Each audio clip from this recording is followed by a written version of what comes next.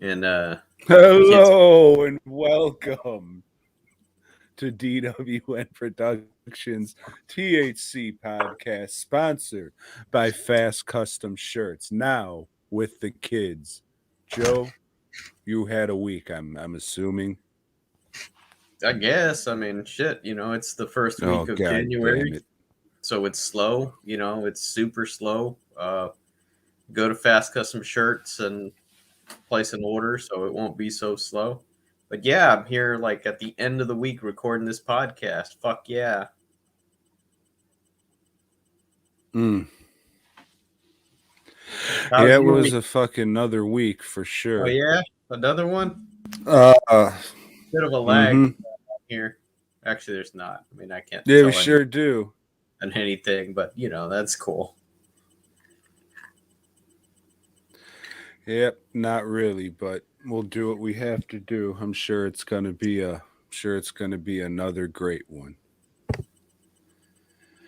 Oh, I don't know, Joe. It was another goddamn week.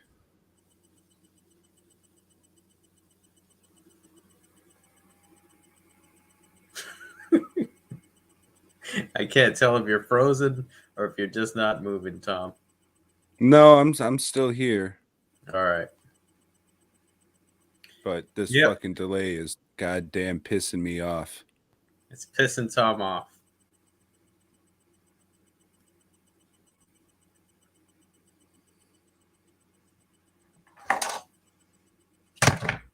Well,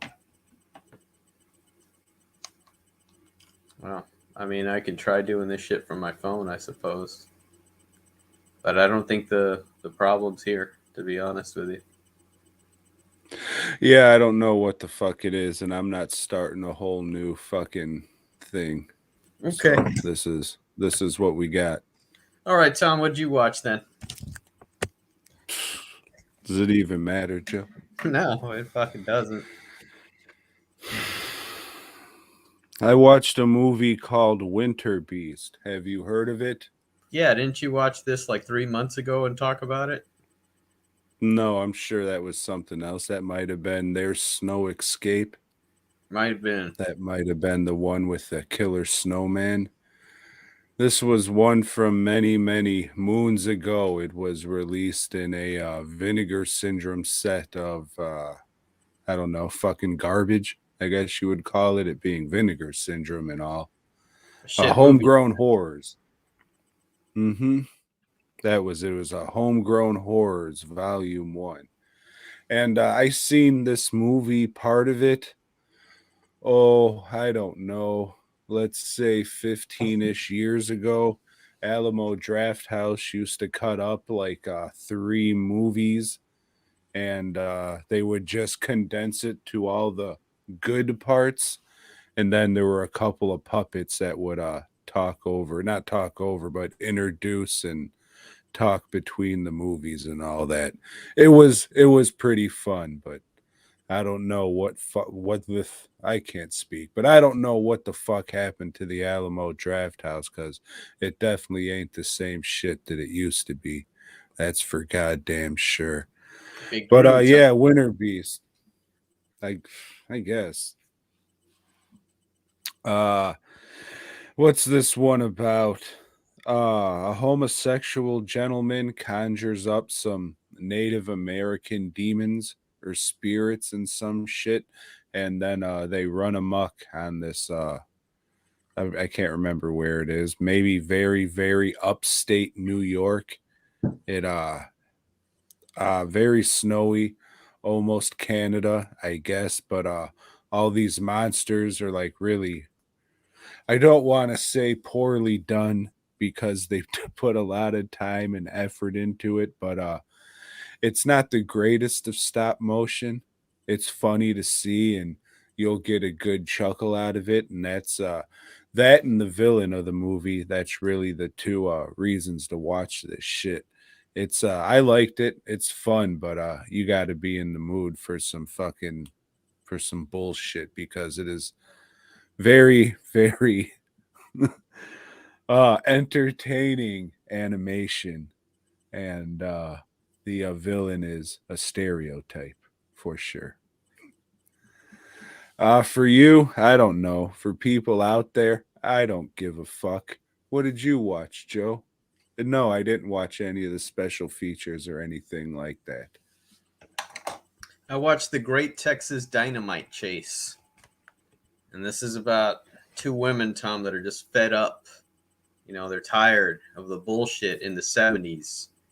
And so they start robbing banks with dynamite. They walk in, light a stick of dynamite, give me all your money, or we're all gonna blow up. And they give them money, then they go and like meet some dudes and fuck the dudes, and they go rob another bank, and the cops chase them, and that's it. That's a series of events that happen in this movie, and it's car chases, and they're driving all around California because it's obviously not Texas because we don't have mountains in Texas, and they're cruising around and you see mountains and shit in the background. But I guess it's just one of these movies, one of these grindhouse movies, as they call them, that they made in the 70s that were just kind of like, hey, let's show some scantily clad ladies that will show their tits on occasion and have some, goofy fun making fun of yokels and stuff. But it's okay. It's all right. Would recommend for a one watch. It's also known as Dynamite Women. I didn't watch any of the extra features or anything because I didn't buy the fucking DVD. It's understandable. You know, nowadays, some of the streaming options come with extra features. I did not know that, nor would I watch them anyway, because I usually could give a shit about, behind the scenes stuff. Mm. Mm-mm-mm. Well, Joe, I watched a movie called Chopper. It's sort of a biopic, but in the beginning it says, "Oi, mate, this definitely ain't no fucking biopic, prick." And I said, "All right." It's about this Australian gentle fellow named Chopper. I forget his fucking real name, even Chopper though I Reed, just Chopper Reed. Michael, maybe? Is that it? maybe. Yeah, Maybe. Bartholomew. Bartholomew fucking Chopper. Mm-hmm. He's an Australian bloke that he committed some crimes. Yeah. A little murdering. Yeah, perhaps. Yeah. A little stabbing. Sure. Uh yeah, it was all right. It stars Hulk. So who gives a fuck? I don't know. I was expecting this one to be pretty fucking good, but it was just whatever. It just starts out with old Chopper in jail, and his gang is turning on him because he wants to fuck up all the other gangs. So they stab the shit out of him. He survives, and in order to get out of prison, he cuts his own ears off to fucking say, "Oh, I'm crazy or some shit, mate. Let me fucking out of here. I'm unfit."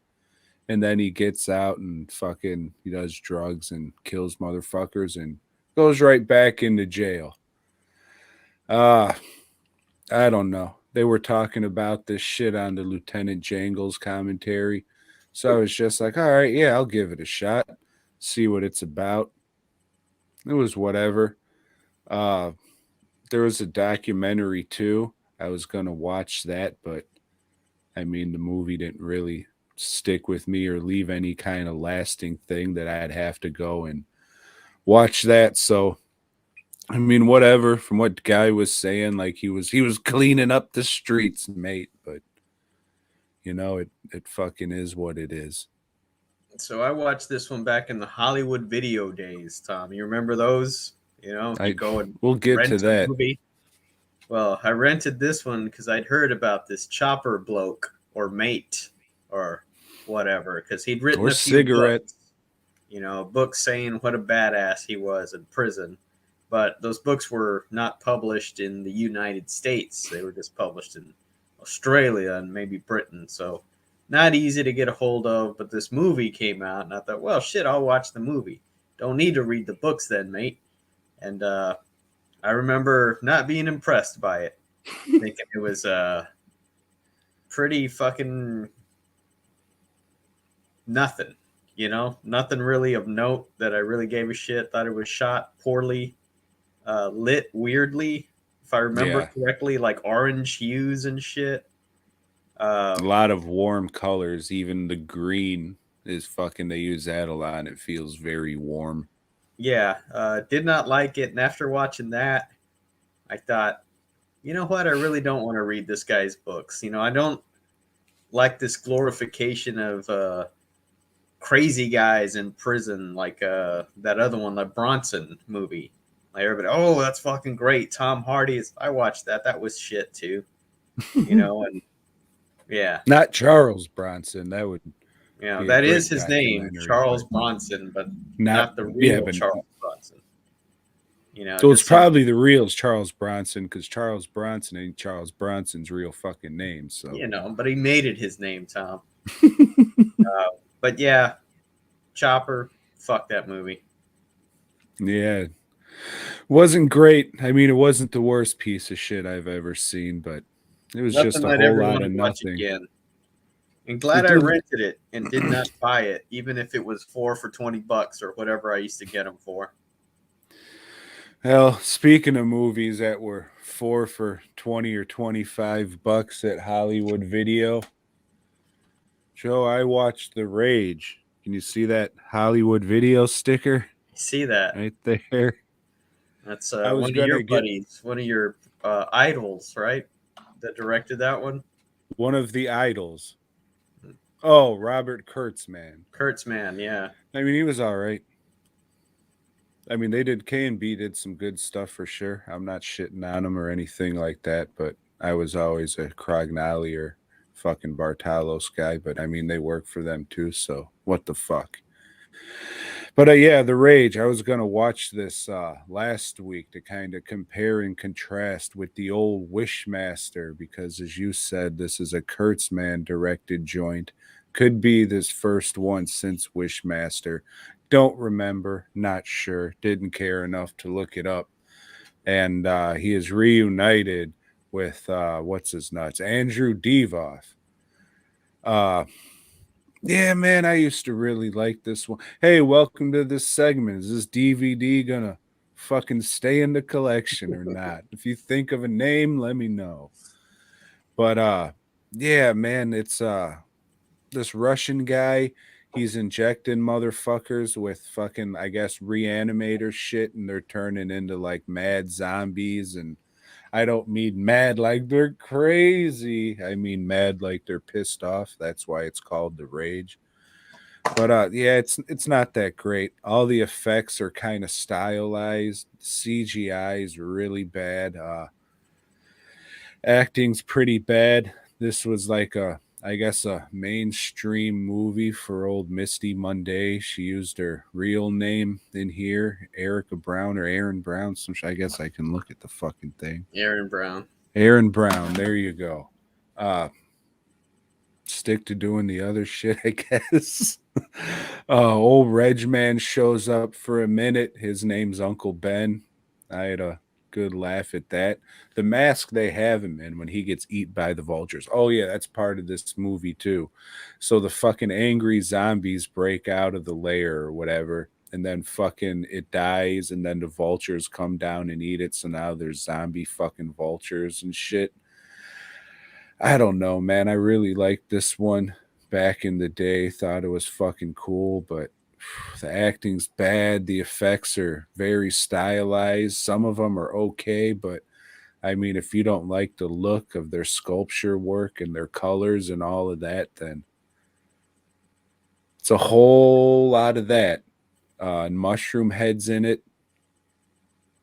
So there's a lot of shit going against this movie that just wasn't for me. It sounds like I'm going to say, hey, come and buy it for $2 at the Houston Horrific Festival of Fright Films Valentine's Day Market. But I mean, there's enough effects stuff on here for reference and the behind the scenes stuff. If I ever need to go to it for anything, I'll have it there. Because that's what a lot of these fucking DVDs and Blu-rays and shit are for me. It's like, back in the day, motherfuckers would have all these books and shit that they'd pull reference from. Well, I mean, in my field, I get the fucking movies and shit. So I go back and scrub them or look at the bonus features and see what information or pictures and shit like that I can use. So it's not just me watching movies. I actually fucking take this shit for reference materials and all that kind of shit. And it has some of it for sure, but it's just real stylized, which is nothing wrong with that. If you like that kind of style, I think it's okay. It's just all the makeups just kind of look the fucking same, which I guess that's the point. But I don't know, man. Just watch fucking Planet Terror for real. It doesn't have the fucking vultures and shit in it, but it's bubbly fucking zombies that are fucking mad or whatever. So just go with Planet Terror. That would be my recommendation. I did think of selling it though, but on eBay it's only going for a couple bucks. So I'm just like, might be able to pull reference from it at some time. So I never saw that one. You know, yeah, I saw Carrie 2, The Rage, but I never saw The Rage. I But walked out of was theaters in that one. it was definitely one that you would see at Hollywood Video that I could have bought at one point or another. Maybe if it had a better cover, you know, I'd have picked it up. But yeah, there's Yeah, not it's much to that. You know, once you just see text and that's what they're selling it on, I could give a fuck. You know, a list of the people that are in it. That's yeah, like we talked about with Wishmaster, you know, once you're just like pushing the people that are in it, then that means the movie's probably not worth a fuck. I mean, probably not for you, but anybody else, excuse me, anybody else out there who's never seen it, it's worth a watch. It's not awful. Oh no, this is definitely not for you. I just remember, dude.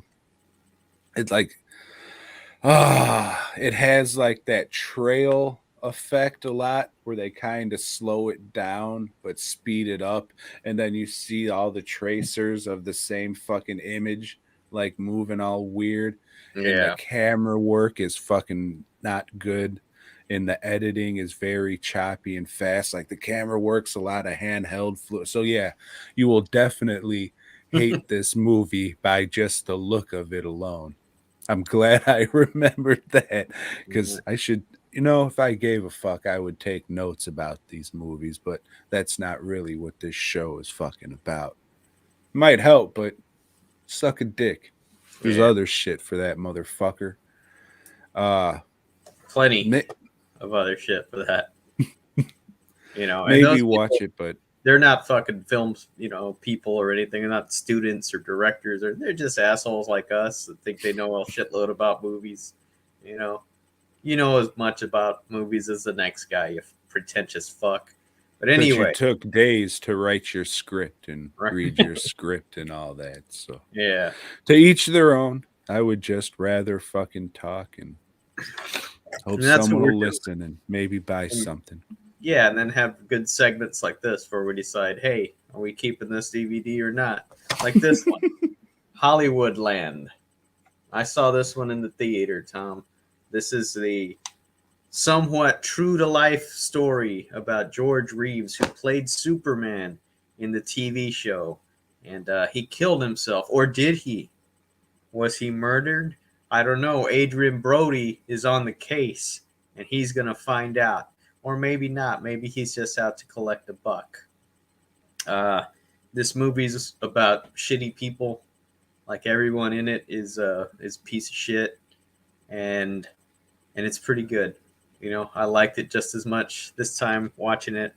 I think they could have done without a lot of the Adrian Brody shit. You know, with his they're looking at his family life and what a mess it is, and that's not what the movie's really about, or at least not what it should be about. So they should scratch that. But Ben Affleck, who is usually just mediocre, he's really fucking good in this. Guess if you give him something to do, something like, hey, there's actual a story behind this, Ben. You know, it's not just you being, I don't know, Jack Ryan or being like some prick in a fucking Kevin Smith movie. Or You know, Batman. yeah, or Batman. Yeah, yeah, something that's just dumb as fuck. You actually, got something to work with here, and he does a good job. There's a bunch of other people you recognize in here. Bob Hoskins. Uh, Mario. Yeah, oh Mario himself is in it. But yeah, I think I'm gonna keep this one because for now, anyway, it's not streaming anywhere. So Mm. yeah, I'm gonna hold on to it for a bit because I liked it just as much, and maybe I'll want to watch it again at some point. You know, get kind of depressed. Of like, man, or maybe it's like, hey, their lives are worse than mine. Well, are they? I don't fucking know. Maybe just as bad. Hmm. But yeah, it's staying in the collection.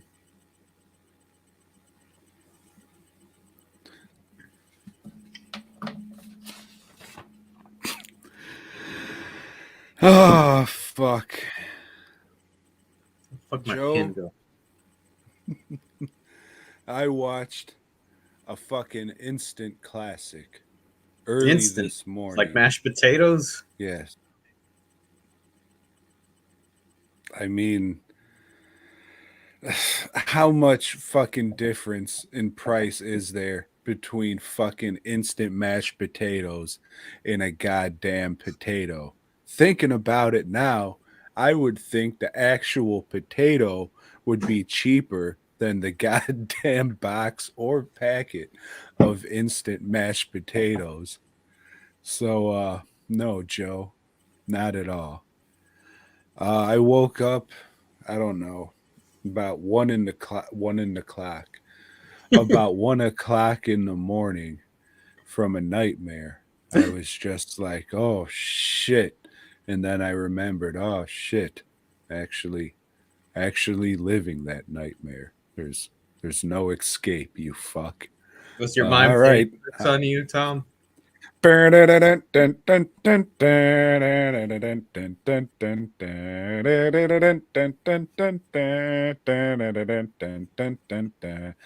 remember any of the words. My mind's playing tricks on me. And then I think fucking Cottonmouth Kings might have done a fucking there for. Probably. Hey, speaking of covers, Hailstorm, go jump in a lake. I never ever want to hear them sing a Dio song ever again. Oh, that's Holy right. That they're shit. on that tribute album. Yeah. Straight through the toilet. That's what I It's like say. that's who you Fuck. got for this fucking album, Hailstorm. I don't know. They Fuck. must have been signed to the label or something.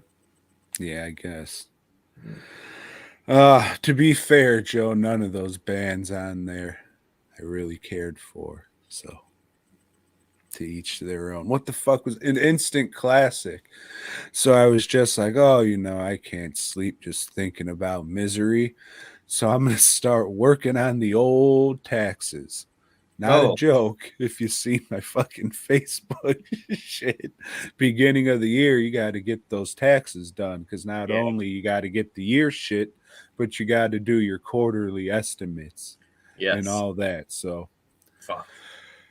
yeah, at least I don't have a few $1,000s that I don't have that I'm going to send a check off to in the mail tomorrow, and then I'll get my state taxes paid when we're done with this. And I just hope you guys out there will find it in your heart to go to dwnproductions.net. I got about a week of work ahead of me, and that's only because I started a personal sculpture. If I didn't, it'd be like, oh, I got about 3 days of work ahead of me. So head on over to dwnproductions.net.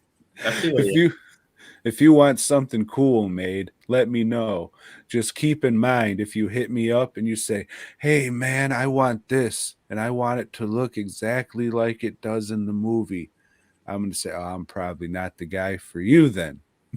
Have you not seen my stuff and how it's very stylized? Maybe you're talking to the wrong gentle fellow. Or somebody will see something somebody else done and they're just like, hey, man, can you make this or paint it like this? It's like, no, go to them. That's who you want to do it. Hmm. Everybody has their own fucking styles. Don't come to me fucking wanting me to do other people's shit. I get that a Jeez lot. Louise. I mean, I appreciate you thinking of me, but Hmm. they're the ones that do it. Right. It's If I already been wanted to do done. that shit, I would do it. But for real, thank you. I appreciate it. Not talking shit or anything like that. But I don't think a lot of non-artists, or I guess that would, yeah, because it's an art thing. I guess a lot of non-artists wouldn't think of it in that way. Probably just think arts and arts and arts and art. Do it, you fuck. You Mhm. robotic fuck. We'll get to that. Unfortunately, yeah, unfortunately, that's just not how things work. But so yeah, I finished printing out all the quarterly pages for all the tax stuff. Got that in order, and then I was like, all right, well, it's about 4 o'clock in the morning now. I'm gonna watch a movie. What's on the old? So I spend about, oh, I don't know, 40 minutes going through all the streaming platforms, only to go back to Tubi, Joe. And if we know anything about Tubi, it's market quality. They've got it. Yep. Chances You're are gonna. they've got it. So, Joe, I watched what became an instant classic in what I wouldn't say that, but it's like the only thing I would say entertainingly bad. Most people would say the so bad it's good movies, but this became an instant classic in that genre, and that would be Tiffany the Doll. Have you ever heard of this, Joe? I have not. So a lady makes a line of sex dolls. Spoiler alert, they start killing motherfuckers. So this is You're a in very, sex? yep. So this is a very, just the money out of my pocket backyard movie, and they don't have the money for to make dolls or anything. So it's just a bunch of people standing still like that, but they're still blinking and moving around a little bit. It's hard to stand still. Oh fuck. Masterpiece, Joe. Fucking masterpiece. Like at least 60% of this movie takes place in a sex shop. Like it starts out where like all the customers come and watch a demonstration of this new sex doll. And god damn, I can't recommend this enough. I wasn't drinking anything. Like I said, I was just 4 o'clock in the morning wanting to watch a movie, just get my mind off of shit, and I giggled the whole way through. Don't get it fucked up. This is a technically terrible, awful movie. But that shit you'll be laughed, dude. These cuts are like so hard and cut into nothing. So good. I was thinking, man, if this had some nudity or just like an attempt at some gore, it would really be fucking. But you know what? It probably wouldn't. I think this movie is perfect the way it is. It's garbage. Okay. I have to say that because I'm hyping it up and I'm going to tell everybody to watch this motherfucker. Just know it's a garbage ass movie made for pennies, but it is so fucking entertaining. I would say, Joe, definitely watch it. If I can find, if they make a DVD, I look, this is a fucking Maverick thing. Can you believe they're still around putting shit out? Holy fuck. But yeah, if I can find a DVD or if they even put it out on DVD, this is this is a new classic for bad movie nights. Uh Getting drunk and watching bullshit or whatever. Dude, it's good. It's and this is I think it was South Carolina. So everybody talking like this, bro. Fucking masterpiece. Even the ladies are talking like that, Joe. Oh hell yeah, you're going to get in that pussy now. Fucking excellent. Would highly recommend. If only I seen this last year, it would have beat out Marcel the Shell and Clerks 3 and became the movie of the year. It is that damn entertaining. But again, you have to know that you're getting into a fucking no budget garbage ass movie. But fuck, dude, you'll love it. I guarantee, Joe. I guarantee. So come back next week where we both giggle at fucking the whole time. I was just doing that because it was such bullshit. And the way it ended, I was just because the screen goes black before the credits go up, and I'm just sitting here like watching it on the computer. That was my face. It was, oh, fuck. Amazing, Joe. Amazing and terrific. An achievement in cinema. Fuck. Can't recommend it enough. Please, everybody watch Tiffany the Doll. Oh, fuck. And fuck, dude. I'm a big fat guy, so I'm not trying to body shame or anything. But like on the cover of the poster art, I guess, the movie art, because it doesn't have a cover or whatever, it shows like the main fuck doll and her fucking tits are like CGI'd or photoshopped so they're like all plump and pushed together. But in it, it looks like when you pull an air compressor when you're done with the air and it just lets all the fucking air out like fuck. Would highly recommend. There's everything. This movie has everything except technical skill and quality. Yeah, nudity and gore. You said. Yes. But fuck, man. Fuck. Well, Tom, I've been continuing to go through this set to see if it's gonna remain in the collection. So I watched the movie I hadn't seen. Well, I hadn't seen any of these except for the first one that we talked last week. But Invaders from Mars, which is a remake, and I've never seen the original, and I've never seen this one too. But everybody tells me, everybody like it. When I always say, well, what the fuck else has Hooper done? Toby Hooper, that is, that's worth a fuck. They'll say Invaders from Mars is really good. Spoiler alert, it's not. It is not good. It's fun. It's got some cool looking shit in it. The creatures in it are really good. Had they had a little bit more money, they would have been fantastic. But they're good.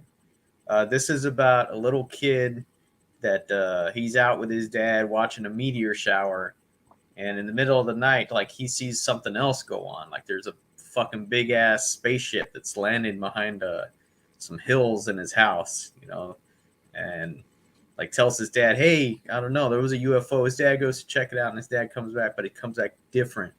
He's acting different, Tom, and he's got this like mark on the back of his neck. So the kid figures out pretty soon, fucking aliens. Aliens are taking over, and they are, Tom. They're taking over the school. They're taking over the parents, and it's up to him to expose these aliens. Him and the fucking nurse at the school are going to expose these aliens. The nurse is played by the kid's real life mom, Karen Black, who is just an odd woman altogether. What? She's just odd, she's just like odd looking, odd acting. Well, let me ask you this, Joe. Is she cross-eyed or not? Yeah, I would say she's cross-eyed. It changes. Louise Fletcher is in it. She was popular as Nurse Ratched in One Flew Over the Cuckoo's Nest. Outstanding performance there. If you just take that performance, because you watch everything else that she's in, it's like, oh, that's all she can do. She can play that role and nothing else, because I've never seen her in anything else that she's good in. She's in this movie. She was in the last one, Strange Invaders, and not good. Not good. Anyway, the kid like manages to convince the military there's aliens here. So the military goes into the spaceship and like sees the little fucking aliens, big aliens, big round aliens with two legs walking around and other legs that aren't functional. They're flapping around behind them, but still pretty cool looking creatures. They got the one little fucking creature that runs them all, Tom. That like he's the main creature, and brain-esque. yeah, he has been ripped off many occasion. I guess maybe that he was ripped off from some other source. I don't know, but he looks pretty cool. But the movie's not good. The movie's just kind of meh, So I gotta say, Toby Hooper, you're not all that great, man. I know you did some porn, and I haven't seen that. Maybe I'll watch the Firecracker Lady or whatever that one's called that you did. But yeah, Eaten Alive, some of the other shit he did that I can't remember right now. Poltergeist, he didn't even do. I don't care for Funhouse. Yeah. Life Force is good because that chick has really great tits, but Funhouse I dig, but I mean, all in all, the guy really doesn't impress me with his catalog of work. If you want to be all fancy and shit about it, Yeah, Invaders from Mars, not for me, folks. Well, I thought it was fun. Again, kind of in a so bad it's good way. Half the time I was trying to think of, are they trying to act like they're in a bad 50s movie and shit? Some of them are. Some of them are just bad actors. I don't think Karen Black is as bad as she is in this movie. I just think she's trying to make her son feel better about his fucking terrible ass acting, just being a good mother. I was cracking up when the kid was at the table with his dad, and his dad was just downing the hot ass coffee, and it would just keep cutting back to the kid like, and just mugging for the fucking camera with all these stupid fucking reaction shots. That was pretty funny. I mean, if you like to laugh at bad acting and shit, definitely watch it. I thought there was more creatures in this shit. I didn't think there were just two fucking big whale motherfuckers in a brain, but really, that's all there is. The last time I watched this is when that Scream Factory disc came out. So, I mean, it's been a few years, and then I was just like, oh, yeah, it's cool. But watching it back now, it's just like, not as good as I remember, but still like, fun. Going through a lot of these movies, I'm glad I didn't upgrade a lot of shit. I'm glad I didn't get the Blu-ray on this when it came out. Hey, I've never seen that. Let me go ahead and get the Blu-ray. Nah, fuck it. I have it on DVD. I'll watch that eventually. Yeah. Yeah, the creatures, the three that there are, look pretty good. I mean, really two, but there's two of the same fucking creature. And the sets that they made for the little hallways that they're running through in the spaceship. A lot better than Wishmaster. Yeah, looks good. But as a movie, as a whole, I do not like it. I don't care for it. I was getting bored with it.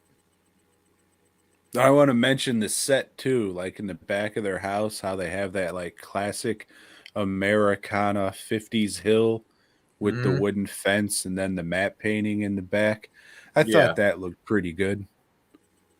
But yeah, I mean, it's not as good as I remember. Still worth a watch if you've seen it. And again, it's staying in there just for the reference and all that shit. Not sure when I would watch it again, but and the good things about this movie, Toby Hooper has nothing to do with. That's true. Oh, well, at least he made Chainsaw 2. He did. Enjoy Chainsaw Heaven. Or hell, I don't know. Probably nothing. Chainsaw nothing. If I would have to guess. Yeah, I think that's all I got, Joe. I watched a few more, Tom. I watched Mary Shelley. And this is a movie about Mary Shelley, the chick that wrote Frankenstein or the modern Prometheus. Um, this movie is just about how shitty it is to be a woman and like how nobody's going to respect you. You know, everybody's going to lie to you. They just want to fuck you. And I'm glad I'm not a woman, Tom. Um, it's a good movie. It is it's set up to look like a period romance, but it's not because nothing good happens. You know, the romance is it's just there. You know, it's shitty, and then it's just like, well, fuck, this is what it is. You know, let's make this work somehow. So realistic on that end, but yeah, definitely worth a watch if you're into the Frankenstein novel. This will give you a little insight. After that, I watched another one from this thing, almost done with it, The Invisible Invaders, which you would think would be a public domainer and that it would be streaming everywhere, but it's not. I had to actually pop in the disc for this one and watch it, and luckily it's only like 67 minutes long, and I'd say about 30 minutes of that is stock footage with a voiceover. And then the aliens made the volcano blow up, and they made this building fall down. You know, stock footage of a building falling down, stock footage of people running through the streets. You know, stock footage of a plane crashing. The aliens made a plane crash, Tom. But when the plane crashes, there's like an X. You know, so it was one of those planned crashes that they do to test. It's aliens, Tom. Invisible aliens. You know, so there's another thing. They didn't have to make a suit or anything because they're fucking invisible, you see, and people can be fighting with them, they're invisible, This movie sucks. This is like just one of these bad schlock movies from the late 50s, early 60s. Would not recommend. One more to watch on this set. And I can almost guarantee you this thing is going into the for sale deal. This next movie next week will be Journey to the Seventh Planet. Already sounds like a piece of shit. So, yeah. Something good. Stuck out in that little diatribe there. So if you have the fucking disc, you still look to see if it's streaming somewhere? Yeah, I did. So is that like a normal thing? Oh, I don't want to walk up and put the fucking disc in. Let me see if it's streaming somewhere first. Well, because I already had a disc in there. I already had the Millennium thing. And, I don't want to take it out. Show? Yeah, the show. I've been watching the Millennium show on season 2, Tom. About to start episode 13 on that, season 2. But anyway. Lance Hendrickson. And who's the other guy? Terry O'Quinn. Always quality actor, Mr. O'Quinn. He was a stepfather, So anyway, last night I watched one that you put over pretty hard, and that's The Menu. This is about an exclusive restaurant. It's like 1,200, a dining experience, and which I mean is kind of fucking reasonable, all things considered, what you're getting. Yeah, it's a lot of money. Don't get it fucked up. But I mean, for what Tom you're getting, that's what he's saying. No, I wouldn't. The way that I fucking hate restaurants, you can go jump in a goddamn fucking lake. So rich people, they go onto a boat, they go to a private island, and that's where the restaurant is. Everything's grown on the island. The cooks and all that, the sous They're all grown on the island. They live on the island, and it's like they're fed a 4-course meal and a dessert. But this time, Tom, shit's going crazy there. Like this fucking chef has had enough of this world, and he's fucking going out. He's taking everybody out with him. He's got some points to make along the way. It's a good movie. I don't think it would have made my top 10. It wouldn't have made my top 10, but it is really good. It would have been an honorable mention. It says a lot of shit about art, about fucking losing passion for what you do. And that fucking hit me. You know, that's like, man, I fucking feel this guy. I want to be there and die with them right now. Uh, yeah, yeah, I fucking definitely related to a lot of what he was saying when it came to that. It's like, man, it's like a lot of the work that I do, I'm just doing for fucking money because I have to, especially in the last few years where a lot of what I'm doing is just to stay in business, to keep the fucking doors open. Uh, yeah, it was kind of hard to fucking hear. So I appreciated that. It made me feel like shit. And if a movie can make me feel something, it's a fucking good movie. I think it will hit a lot of other people in a bunch of different ways because it reflects on a lot of things on life that you make concessions for. Good movie. I dug it. All the performances were really good. Yeah, I like the part where old dude came out like one of his assistants. She's like, "Hey, buddy, you like what you do? Oh, fuck. You know Mm-hmm. you're never gonna be as good as me, right?" "Yep, I know. So what the fuck are you doing?" "Yep." Just blows his fucking head off. Yep. That was good shit. Him talking to old John Leguizamo about his shitty ass fucking movie he sat through on his only goddamn day off. Story of my fucking life. Except yesterday, man. Shout out to Tiffany and the fucking or the Tiffany the Doll, whatever the fuck I just said it was. But yeah, this was good shit. Uh Yeah, it's been a minute since I watched it. I'm gonna rewatch it again on the 17th because that's when it hits the old Blu-ray. But stay tuned for that garbage ass review.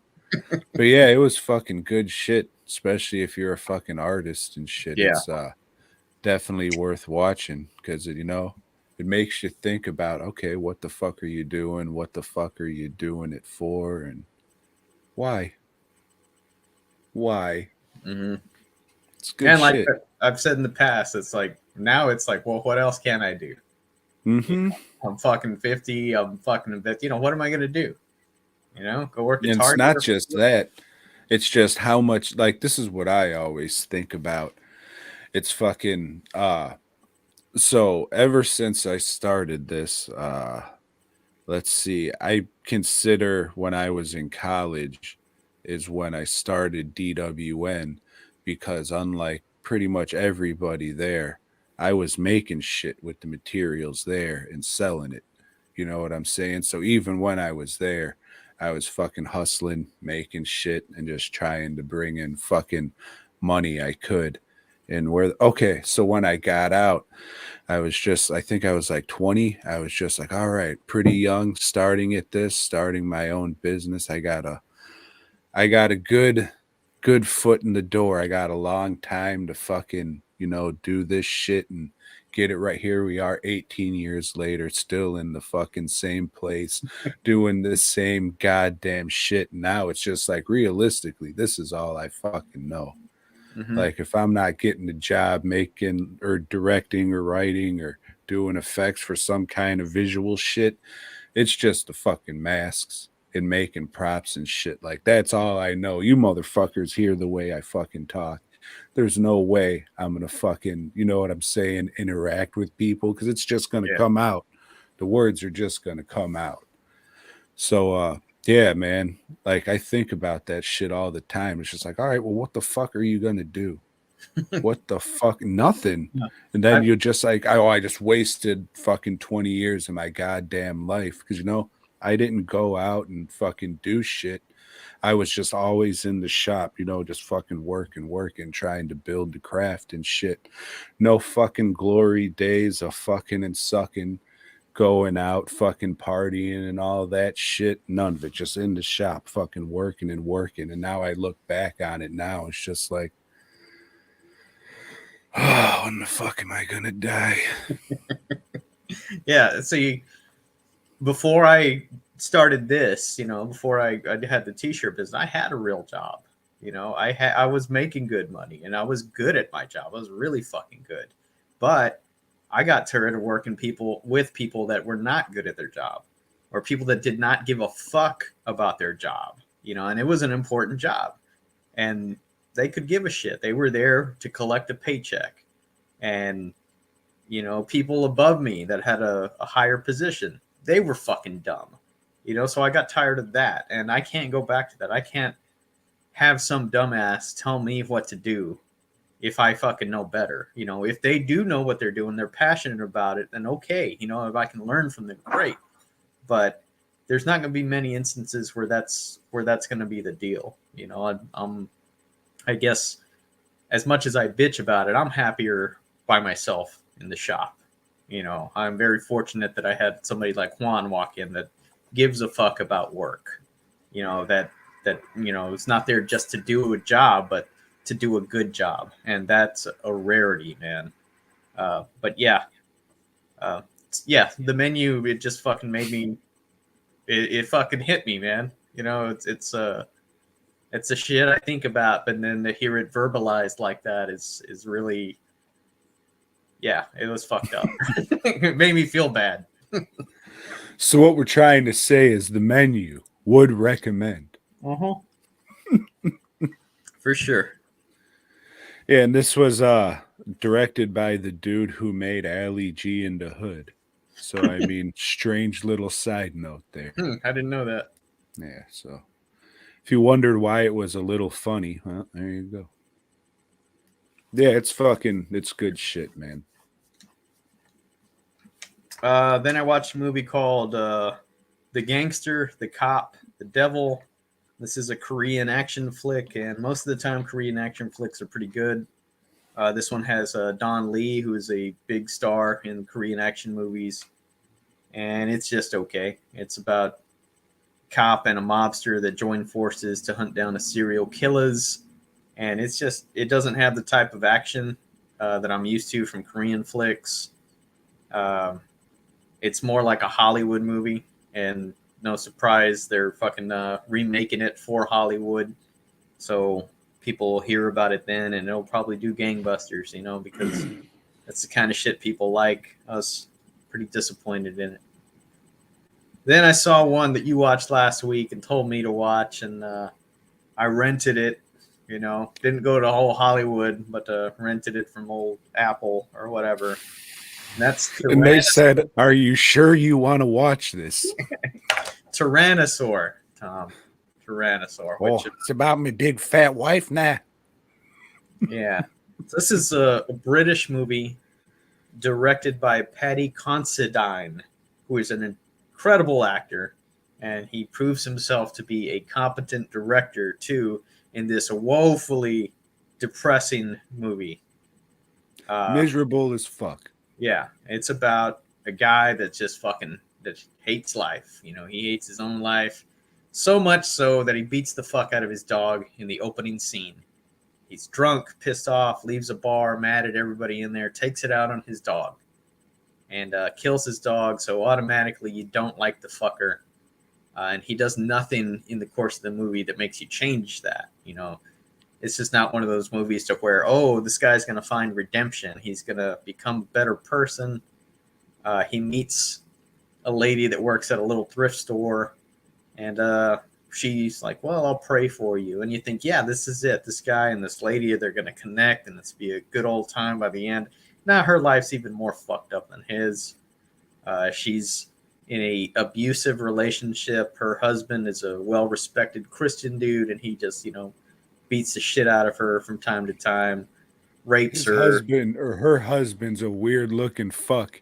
He looks like one of those puppets from like James and the Giant Peach or some shit. Yeah, he's a weird looking motherfucker. But he's British, so that's to be expected. But I mean, like, it looks like his parents were drinking or some shit. Like something's off. I can't recommend this movie. It is, like Tom said last week, the acting is spot on, and the lead guy and the lead lady, they're both in a lot of British movies. You see them a lot, and they're both really, really good actors, and they kick ass in this movie, but don't watch it. I mean, fuck, if I wanted misery or whatever, I would have had somebody follow me around with a camera for a couple days, and I'd rewatch that shit. Yeah. I mean, yeah, it's a good movie. It's well done, well directed, well acted, but I can't recommend it. There is one good laugh though, where fucking the husband, he's just like, "Hey, come on, love, let me get some of that pussy hole now, yeah." She's like, "No, you can't have any." He's like, "Well, I guess I'll just have a wank." Walks off. Anytime the British say wank or wanker, I'll laugh. Because it's silly, you see. It is. It is. There are silly peoples. Um, yeah. And then he kills another dog at the end. Spoiler alert. Instead of just killing the fucking guy that was fucking mistreating that dog and teaching it to be a piece of shit, he kills the dog. That was fucking dumb. You know, yeah, it was dumb. But I didn't really have any sympathy for the dog, or like, oh, he killed the dog or anything, just because of how horrible the first one was. It's not like he's gonna make it any worse than fucking him just belting his dog in the fucking liver and then walking home with it dying and shit. So miserable as fuck. Great acting. Fuck. Goddamn slice of life. Rather have a slice of pie, Joe. That sounds good. Actually. Pizza or cherry? Apple. Oh, sorry to hear that. Cherry pie is just fucking a bunch of cherries and fucking glop. Cherries and glop. Yeah. So what's the apple one? Just apples and glop? Better glop. Tasty glop. So you're one of those gentle fellows that get excited when you open your TV dinner and see that there's the little slop of apple and cinnamon. Man, I haven't had a TV dinner in a long time. I think that It's probably that good. good. So maybe your life isn't going as bad as you think, Joe. Maybe. I'll pick up a kid's cuisine this week. All right, Tom. Let's get to the fucking bare bones of this episode. I remember this one coming up quite a few times, and I'd say, Joe, it's not that good. And you'll say, oh, yeah, it's pretty good. You know, the guy, his lawyer, goes fucks himself. It's pretty good. Which is that? I What like are you talking about, Tom? This is Wishmaster 2. Evil never dies. Okay, let me preface our discussion of this movie by saying there is always a drop in quality to be expected with the sequel. Okay, sequels are Chainsaw 2. Sequels are cash grabs. Okay, we had some success with the first one. Let's make some more money. Let's fucking crank this shit out and get it there. But this one goes beyond that drop in quality. This is like, what the fuck happened?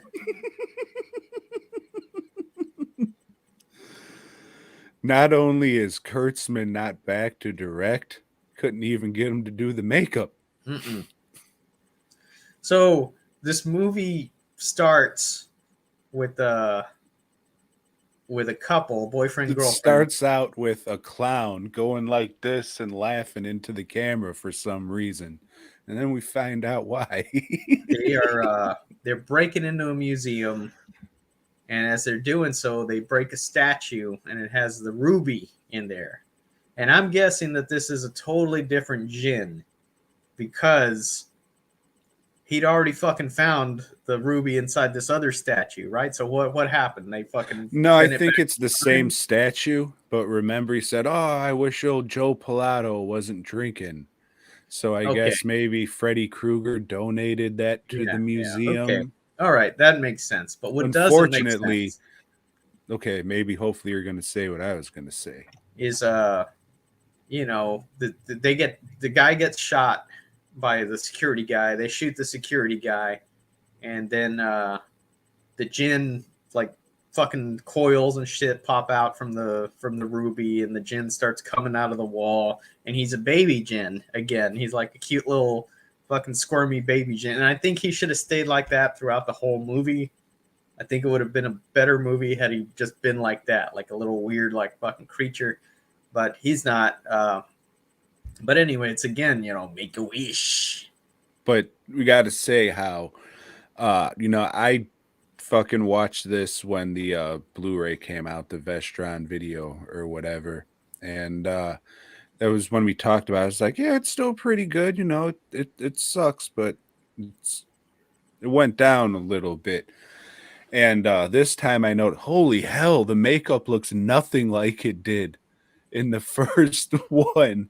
Like the anatomy of it and the colors and everything, it is just not the same one. I thought in the next two that it took like the big dive. I thought the big thing was just the tattoo on his head and looking a little different. It looks drastically different. And Andrew Divoff is back playing the same guy with his face, even though that shit was taken back in the last movie and he never cut that fucking guy's face off or whatever. So why the fuck does he look like that? Why didn't they get another actor? So the first wish he grants is to this kid that robbed the place, and he wishes he'd never been born. So done. And he regresses. He's like a little baby, and then he fucking just disappears. Well, remember how that looked with that shaking and shit, and that's how a lot of the rage was. Okay. So with that, with this guy never having been born, like the first one, like you said, so they never dropped the statue because that guy wasn't drunk. They would have never broke into the fucking museum. So this invalidates this whole movie. This whole movie wouldn't have happened just by granting that first wish. So the whole movie is fucking stupid from this point on. I mean, it was already stupid with those first 5 minutes, but the rest of it is like, I can't forgive that. I can't forgive those fucking time anomalies or whatever. But anyway, the movie goes on, and the cops show up to arrest the Wishmaster, Andrew Divoff. So we've got Andrew Divoff in prison for the first half of the movie. They did spend a little bit of money on this flick because you've got a very little bit. You got Tiny Lister, Robert Lasardo. Yeah, I don't know if those are names you say, oh, they spent some money. Bokeem Woodbine. So at least $800 of their budget is gone with these three guys. $750 to old Bokeem. Yeah, and like no fucking disrespect or anything to Robert Lasardo, but you see so many movies come out nowadays where he's the big name, and it's maybe because I'm not a Mexican guy. You are, Joe. Is that a selling point for your independent movie? Nope. That's not a draw. I mean, like I said, that's not, when I see shit like that, that's a movie I don't want to watch immediately. But I don't think anybody I know is like, oh, fuck yeah, Robert Lasardo, let's watch that. It's just because he's in a lot of stuff, but he's in a lot of stuff because he works cheap, I'm assuming. Yeah. I never hired him. So, yeah, it's just a series of him granting wishes in prison. And then this one chick that was part of the bank heist or the museum heist, she's dreaming of the Wishmaster because she's the one that's got to grant or ask for those wishes so he can take over the world and get all the souls and all this shit that was established in the first movie. Let's talk about her for a second. She never takes her clothes off. That's the most important thing about her. She's a very stereotypical counterculture girl of the time. This is just like, if you want to see what these goofy bitches look like in 1999, this is it. The dress and that, well, before she turns into an evangelical or whatever, but right before she becomes pure of heart. Yeah, this is like fucking Hot Topic Gadzooks' first fucking employee since she was fucking, they don't pay much. She was working at both part-time, and holy shit, this is, I don't know if nostalgia's the word, but it is a blast from the past. Holy shit, weird. Just fucking weird. And then her fucking weird underwear that she had with those fucking blue colors and shit. It's just like, that is fucking 1999 in a nutshell, just right there. Just that fucking underwear. Crazy, man. Fuck 1999.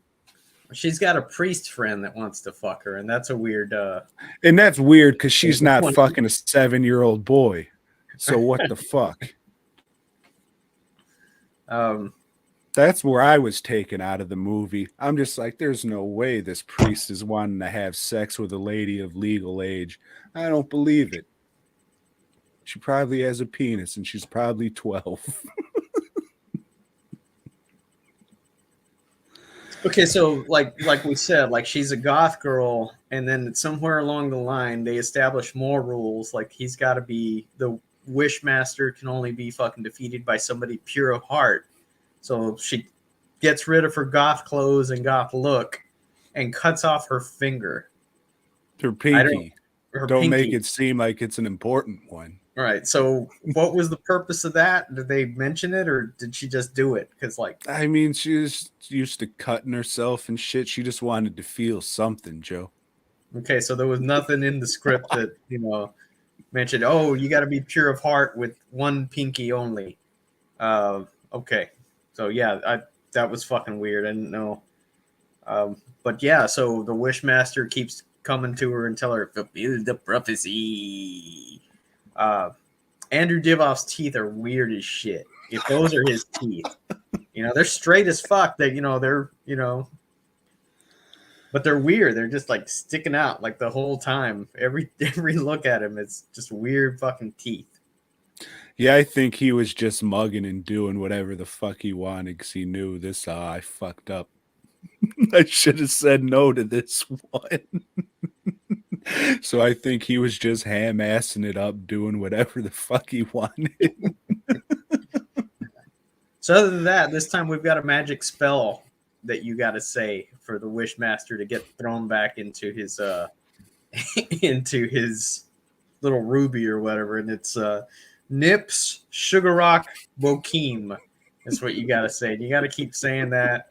And weird shit, man. Weird shit. I didn't like it. I've got that 2-disc set, 1 and 2, and I think the first movie is still okay, but no, I'm not holding on to this either. It's not. Dude, this, I don't know. This might have been the hardest a movie has fell off in fucking as long as we've been covering these fucking series and shit. Like, I'm trying to think of one that fell fucking harder than this, and I don't know, dog. It sucks dick. It's a rough movie. Like, it's funny to laugh at and all that shit, but god damn, what the fuck was happening? We didn't even talk about the fucking Russians and shit. Like, he fucking breaks out because he makes a deal with the fucking Russian mob, and they should have got Yakov Smirnov for that role. That would have been fucking, at least added some humor to it. Joe, this might come as a surprise, but I don't think the producers of Wishmaster 2 had Branson money. Yeah, you're right. You're right. But yep. I wish I had his head. That was funny. I laughed at that. Mustafa! The whole go fuck himself. I wish he'd go fuck himself scene wasn't as funny this time around. No, because it's anatomically inaccurate. Yeah. Like, I don't know how they would. Maybe they just show his like dick growing and going into his butt or something. But I think everybody that watches around that starts thinking, yeah, how would that work? Yeah. And fucking the dude is just like, oh, I want to walk through these bars. Like, the gore and shit was cool, him getting pushed through, but it should have been like more Resident Evil, where he like walks through the bars, takes a couple steps, and then he just falls apart in like the shape of the fucking cutouts of the bar and shit. Because he did say he wanted to walk through the bars, not get fucking pushed out through one of the fucking openings and just be a pile of fucking nutsack on the ground. So maybe the script could have been reworked to be worded a little better. Yeah. There's a big, I guess, the climax scene in the casino where everybody's, the casino is going crazy and everybody's getting killed by like flying playing cards, or the roulette wheel starts rolling around and chopping people up. And for the most part, that looks all like shit, and it's just a big mess, And I did not like it. Did not like it. I haven't been to many casinos, but I don't think they're that brightly lit, or that they buy those rustic cutout letters from Hobby Lobby that spell out casino. Casino. I think there might be some kind of branding or something. And I think most casinos have more than two walls that they keep trying to shoot around. Yeah, this fell off hard as fuck, and that sucks because the next two are just complete fucking dog shit. Have you ever seen them? I think I've seen 3. I don't know that I've ever seen 4. So fucking bad. Yeah, I'm not gonna bother looking for them. They're streamed. They're all on Tubi. If you guys listening, watching, have any interest in seeing these, but I would not recommend this one. But if you have nostalgia for this movie and you want it crushed, go ahead and give it a watch. But yeah, I think 3 is in my collection somewhere, but I'm not going to bother looking. When I come across it, okay, I'll pull it out and probably toss it in the box for sale. But I can almost guarantee, because 2 was so bad, I don't see anything improving as they go on. My recommendation for this would be, if you've never seen it and you're doing a bad movie night, perfect. Other than that, if you like the movie and haven't watched it in a while, don't rewatch it. Just enjoy those fucking memories you've had. Because, Fulfill the prophecy. I'd rather not. I'd rather not. It gets really bad. The next 2 get so fucking bad, Joe. And I've been watching these with my mom. I really don't want to put her through this shit. Like, I really fucking don't. Yeah. It was funny. Like, we were watching it and just like being a jackass when it was over. It's like, yeah, it was pretty good, right? No, it wasn't. No, it wasn't. So it just fell off. It's not like that fucking first one was even a goddamn masterpiece. Like, it was fun. It had some good shit in it, but yeah, god damn, what the fuck happened? What the fuck happened? Like, if somebody out there can think of a franchise that like fell that fucking hard, let me know. I mean, there's shit like Scarecrow and then Scarecrow Gone Wild and shit. But the first one fucking sucked. So it's not like you can pick something like that. Mm-hmm. I don't know, man. Candyman, maybe? We'll have to rewatch those. No, man. I don't remember. I'm not going to pick them. I'm not going to. We got next pick in a couple of weeks, so let's see where you go. Fuck. I hope I'm going to pick something good. That's what I hope. I don't know. I mean, part of this show is not about watching good movies. Yeah, no, I get it, but fuck. Well, speaking of shit that's not good, Tom, giant-sized Spider-Man. Hold on. I have to go grab my makeup kit. Okay. All right, Tom. Jesus Christ. Giant-sized Spider-Man, the Giant Size book, as we mentioned earlier, is it's a team-up book. It's they've teamed Spider-Man up with unlikely characters each time, and this time it's the Punisher. And you would think this would be a bigger book because this was earlier in the Punisher's history in Marvel, but I'd never heard of this one. I'd never seen this cover before. But Conway does establish a lot of shit with Punisher, including his journal that he narrates the stories with, him rolling around in a van full of bullshit weapons and everything. this is a really weird story. It's you got people kidnapping chicks and just kidnapping people in general to take them to an island to do what? We don't fucking know what they're doing out there, but Testing gas on them. okay. Testing gas on them. Yeah, old Moses Magnum, who is drawn to look kind of like Sherman Helmsley from the Jeffersons. This is our villain. This is our big baddie. It looks like fucking Sherman Helmsley if he had a Predator helmet fucking implanted under his skin, because that motherfucking thing goes back like a Triceratops or he some does shit. later on in the other panels. There's no consistency in the way he's drawn.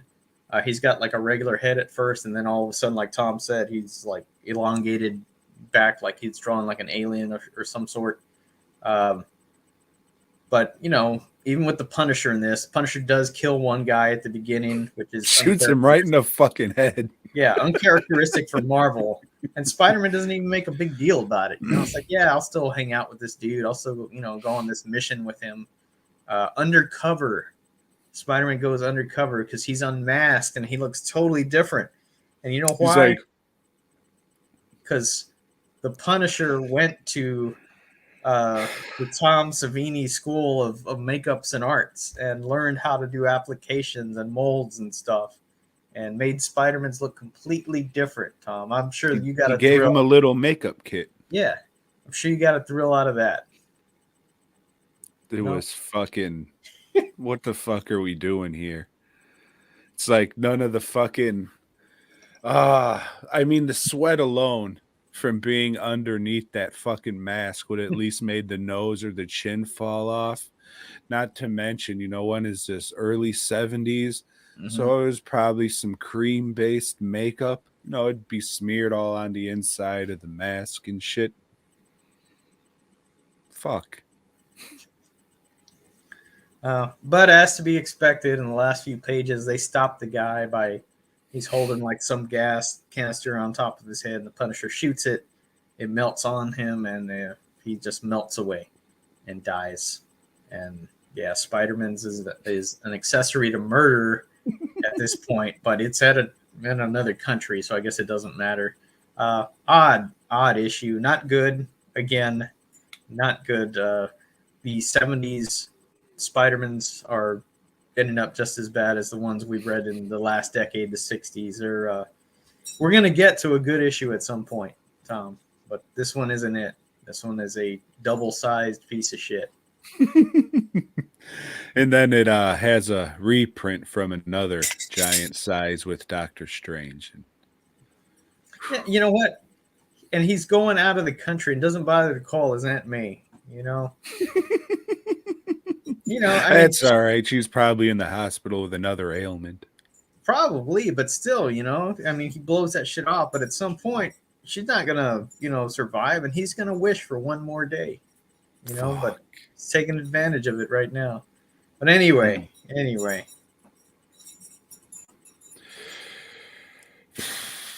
We got another list. At least they're short now. They are short, especially since I don't do fucking honorable mentions. That's what I thought, so I didn't do honorable mentions either, Joe. You hear it here, folks. It's just 5 and we're done. Yeah. What is this one? To make sure I didn't fuck it up. Oh, I mean, I probably fucked it up, so it doesn't matter. Things we are surprised by. Surprised by. Okay. Pleasantly surprised by, right? What do you mean she has a pussy? Well, that's good. That's a relief.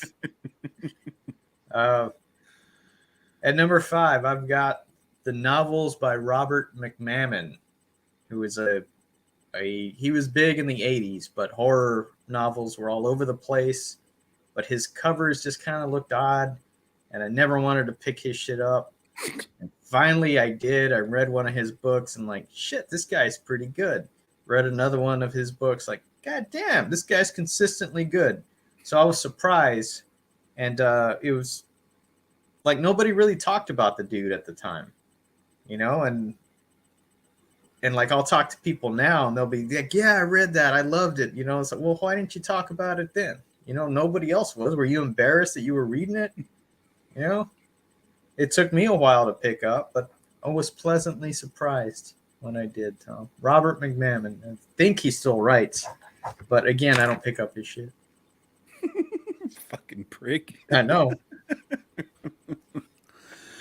Oh shit. Well, my number one is my number 5. Fuck the rest of them. Yeah, number one. My number 5 is the Houston Horrific Festival of Fright Films. Joe, Houston isn't a good market for Nope. stuff like this. Never really has. And especially when somebody hits you up out of the blue and says, hey, do you want to do my first year show that nobody's ever heard of?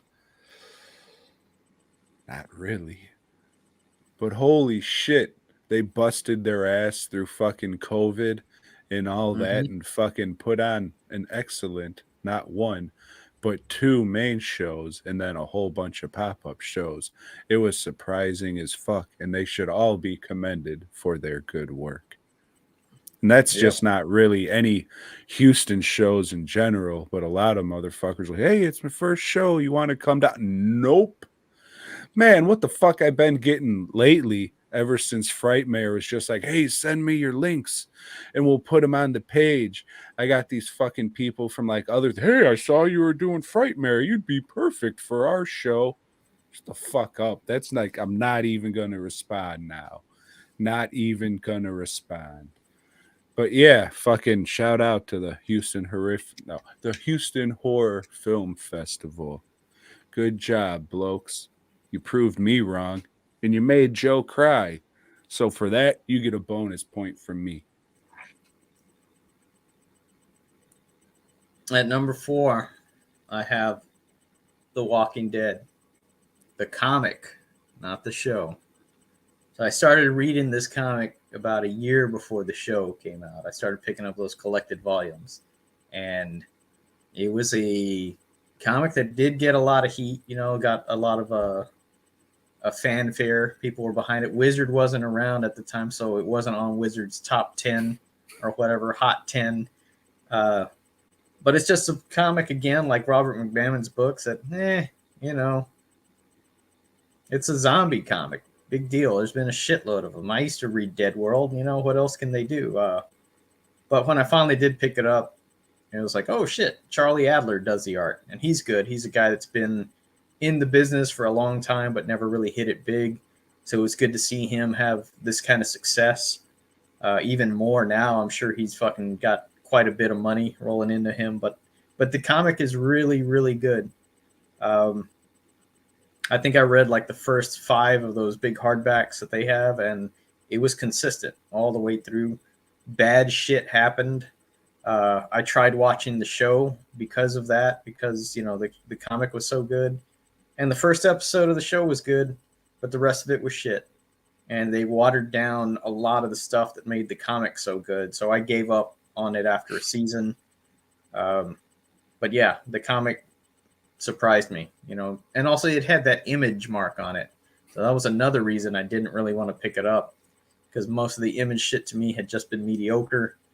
But yeah, pleasantly surprised by this comic, Tom. Did they ever say it was aliens or no? Maybe. I never got that far. Like I said, they're on like issue 200 or something right now. But no, you know, they're done.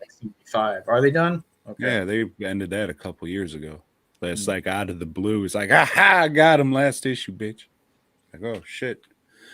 Yeah, I can never get into that, and fucking never cared for the show. Yeah, well, horror's not really your thing. Nah. What do I have?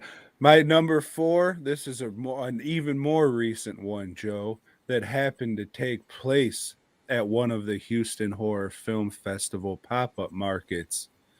And that was those tacos from the food truck. They were fucking surprisingly good, Joe. I was fucking very adamant about never eating off a food truck because it's a goddamn fucking truck. Why the fuck would I eat from there? But, you know, it's getting that time and we had to eat something. I did. And those were some fucking awesome tacos, Joe. Surprisingly fucking awesome.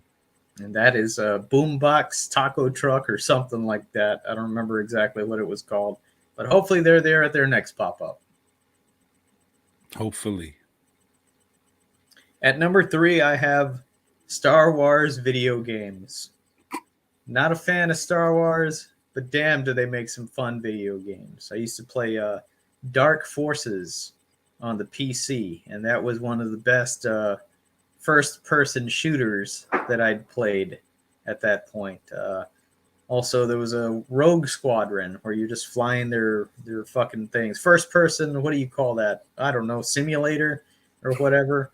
That game was cool. They had some side scrollers for Super Nintendo. And, you know, for not liking the fucking movies, goddamn, this game is fun. Star Wars video games. What about Masters of Terra Kasai? I don't know what that is. That was their fantastic fighting game. Oh, I don't really like fighting games to begin with. It was a piece of shit. Unless there's like clay characters, then, you know, I'll give it a shot. Joe, my number 3 is the movie Paddington. You know, you'd think it would just be this fucking, you know, kids movie. I'll go see this is goof. Holy shit, what a well-made, fucking excellent movie. I know I've been hyping this shit up for years, and if anybody's been listening to my bullshit for years and they go and see it now, probably not going to live up to all the hype because, you know, you've just been hearing me hype it up for so fucking long, but god damn was this. I thought, oh, you know, just going to be a movie pass thing. Excelente. That means excellent in Spanish, Joe. Would recommend. At number 2, I have Rick and Morty. And this is a cartoon that, you know, I thought, it's some hipster bullshit. And Cartoon Network hadn't done anything worth a fuck in like decades. Why would I want to watch this? But I did. I did watch. I don't remember why I watched it, but holy shit, this is funny. Holy shit, this is well written. Man, this fucking, they got a lot going on in this one episode. They're fucking making fun of so much shit, and they have like a whole cohesive story going on here. It's badass, and it has remained so for, I've only watched 5 seasons. I think there's 6 seasons out. As soon as the other season hits HBO, I'll watch that. Fucking great. Great.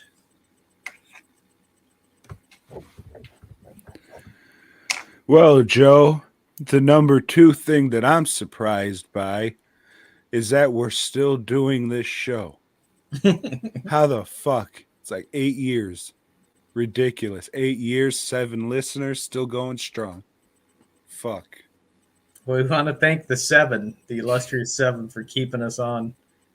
We do it all for you. I have no fucking idea why we do it. But at number 1, Tom, I have Weird Al in concert. My daughter said, hey, I want to go see this Weird Al concert. She was pretty young at the time. I was like, what? He didn't die of AIDS? I was like, well, I mean, because, you know, I like some of his stuff, you know, but Weird Al, it's like, that's going to be, I don't know, not too cool. But it's, you know, my daughter. I love my daughter. It was in San Antonio, not too far from Corpus where I lived at the time. It's okay. Got us tickets. We went, we get there. There's a bunch of dudes walking around in Hawaiian shirts. And I'm like, fuck, this is going to be horrible. But it wasn't. It was surprisingly fucking awesome. He is a performer. His band is good. He did costume changes. He walked around the crowd. He got everybody pumped up. I was fucking enjoying myself. It was one of the best concerts I've ever been to.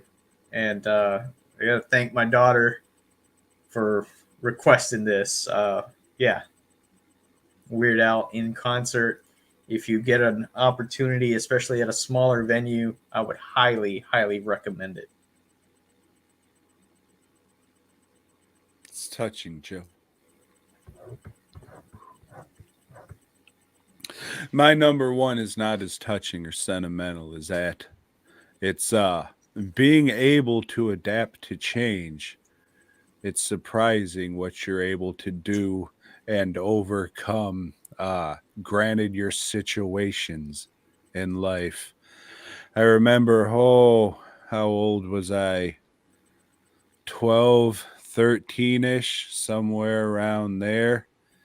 You know, it was all up and decided that my parents were getting divorced. And we lived in Chicagoland, and I was going to Texas with my mom away from all my family and friends. And I'm still here now. And, you know, you get used to where you are and you just adapt to that change.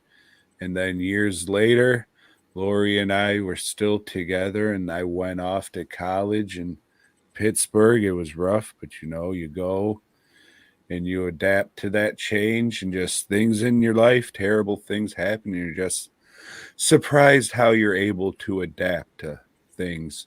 The human nature and condition is stronger than you think that it is, Joe. So I don't know if that's a good surprise, but that is a surprising thing. Ooh, child, things are gonna get easier. When you're dead, Ooh, child, things will get brighter. when you're dead, because you see the light. So yeah, that's that's it, man. If we're still doing this show when I can freely talk about the Tom Martino story, it's gonna, spoiler alert, it's a sad one. So Joe, what are we doing next week? I guess next week we'll do number fives. Our favorite number fives. All right. That works. All right, everybody. For the love of fuck, head on over to dwnproductions.net. Peruse the wares. Like I said, maybe you want something made. Maybe you got a mask you want fucking repaired or painted or something. I don't know. Maybe you just want to fucking throw me money. dwnprodllc@gmail.com. If you just like to send me some money. Thank you. Then go to fastcustomshirts.com, peruse all the shirts. You'll find something you like, order it, and then you'll get a shirt, and I'll get a little bit of money, and we'll both be happy. And everybody, I hope you just have a great week. I hope your tomorrow is better than your yesterday. And hey, boy, God.